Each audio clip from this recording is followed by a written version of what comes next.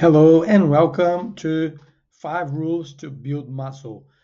Have structure without overwhelm. My name is Pedro Garcia, and today I'm going to take you through the 5 most important principles on how to build muscle and preserve the gains that you have in the gym, how to achieve them, and how to keep them. So let's get started. The truth about building muscle is the fact that a lot of people train really hard, but not very smart. So building strength, building muscle, hypertrophy is pretty much a skill. And you need to have a lot of intention and have structure for your plan. So, in saying that, here in our gym at Jungle, we focus on quality, in consistency, in discipline, and the program of the masterpiece, the goal is to build your best self, to carve your strongest, most resilient version, and not chasing chaos, not chasing extremes, no all or nothing approach. It's about very realistic and very intentional, very focused structure and plan for you to achieve success, right? Rule number 1 is progressive overload. So the goal here is the principle is that your muscles will grow when they face the demand of pushing a little bit more, delivering a little bit more. So that means a few more reps, one more rep, a little bit or more weight or more load, or a slower tempo. So all those little things will make your gains. So there is a specific video that we talk about progressive overload. You're gonna see in the description. Now, the progress is more important than results. In our philosophy, in our training, the progress that you make is more important than the results because the result is pretty much the inevitable consequence of your progress. So if you focus on the systems, the routines, the standards, your progress or your result will come. All right.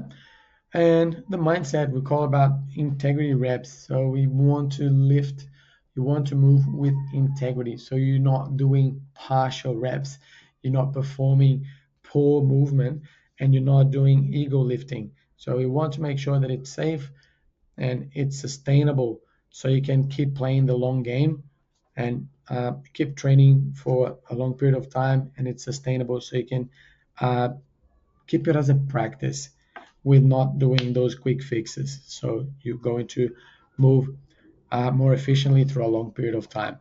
Okay. Now it's about becoming the type of person who shows up to the gym, the type of person that keeps training 3 times a week at least, the person that has the habit of training. So every progress is progress. Rule number 2, volume.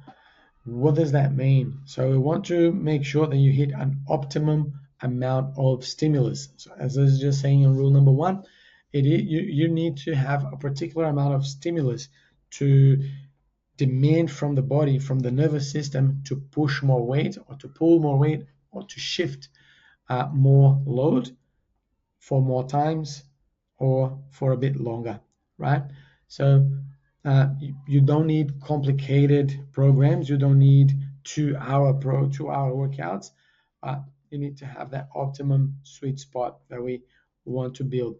So in terms of reps, if you do 3 to 4 sets of 8 to 12 reps with quality sets, with enough stimulus, with enough load, you'll be able to achieve a great, a substantial progress with a substantial stimulus for your muscles to grow.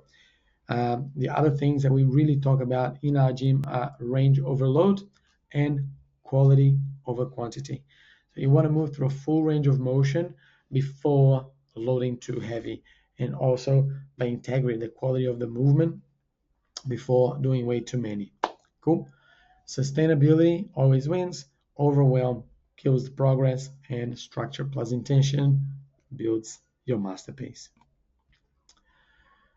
Rule number 3, you probably heard this 100 times, how important your nutrition is for your progress. Okay, so protein is the building blocks of the body. So when you have a high protein nutrition plan, that will create more sustainability and you'll be able to feel more to make more gains in terms of muscle growth. When we talk about the daily target, very few people will be able to tell how many grams of protein they are actually consuming every day. So if you don't know what that is, uh, send me a message, let us know. I would love to help you out to figure out how much protein you're taking in a daily basis, and what is your optimum amount of protein per day. So if you are, the indication for muscle growth will be somewhere between 1.6 to 2.2 grams of protein per kilo of body weight. If that means, if you are, let's say, if we focus on 2 grams of protein per kilo of body weight, if you are 60 kilograms, the optimum weight, the optimum protein consumption will be 120 grams of consumption. Cool. And also spreading that protein between meals. So if you're having 120 grams of protein every day that you need to consume, you would have 4 meals with approximately 30 grams each. You can do 40 grams one meal and less on others, but that you don't have to overthink it. So just make sure they have a protein source in every meal. Now going to rule number 4, sleep is so fundamental. Sleep, recovery, that's where the real growth happens. So what happens is, when you are training, when you lift weights, when you do your training, what happens is that your muscle experience micro tears. So when you are training, you're actually damaging your muscle tissue. And what happens when you have your building blocks of protein intake and you have a proper rest and you sleep, that's where your body regenerates. That's why your deep sleep is so important. So that's where the physical regeneration happens. So when your muscle recovery really happens, muscle growth happens there. Okay, so even if you are doing the right training, if you're doing the right nutrition plan, if you're eating the right things, you might not achieve optimal results or great progress if you have a poor sleep. So if you have poor sleep, your performance on the following day will be poor, your mood will decrease, and that's going to be inefficient for you a long time. Now, aim to achieve 7 to 8 hours worth of sleep. People are different, but 7 hours is something that is achievable for most people. Avoid scrolling before bed, especially in bed. Keep your phone away from your bedroom if you can. But by all means, it's a rule here in our house, we do not scroll in bed. The phone does not get used in our bed at all. Okay? Go to bed together with your partner if you have one, and have a restful night. Okay? Wake up times and bed times, keep it consistent. That is the most efficient drug, the best recovery drug, the best supplement that you can get. It doesn't matter if you're taking magnesium, melatonin, or whatever that is that you're choosing to put in your body, but the sleep is more powerful than everything else. So we're finishing up with rule number 5, which is consistency. That's where most people will struggle with, to keep showing up in the gym, to keep training consistently, having a nutrition plan for a long period of time, and having that consistent sleep routine. So what happens is many people will have an all or nothing approach, so they seek perfection instead of consistency. So if you have 5 good days out of 7 is much better than 1 perfect day and 6 crappy days, right? So that is the goal. The ultimate goal is for you to achieve sustainable goals. So even if you fall short in something in one of those days, you can make up for the following. It's about carving your identity, building a strong identity of the type of person who you are. It's all about building those habits, having those routines, and having them every day. And if you fail one day, that's okay. No shame, no guilt, but no excuses. You start again on the following day. Um, what I also like to say, it's a quote from James Clear from the book Atomic Habits. If you skip one day, it's okay. But if you skip 2 days, it's already the beginning of a new habit. So that, I hope that sinks in and get you thinking about, okay, if I haven't moved in one day and if I don't do it 2 days, then the new habit starts to creep in. Okay. So keep the momentum. Consistency is the most powerful thing you have on your side to build identity-based habits. Becoming the kind of person who doesn't negotiate with their goals. That's what I call, what are your non-negotiables? My non-negotiable is showing up to the gym every day or 5 times a week or 3 times a week. What are the non-negotiables that you're going to make sure that you hit every single day or every single week? Okay.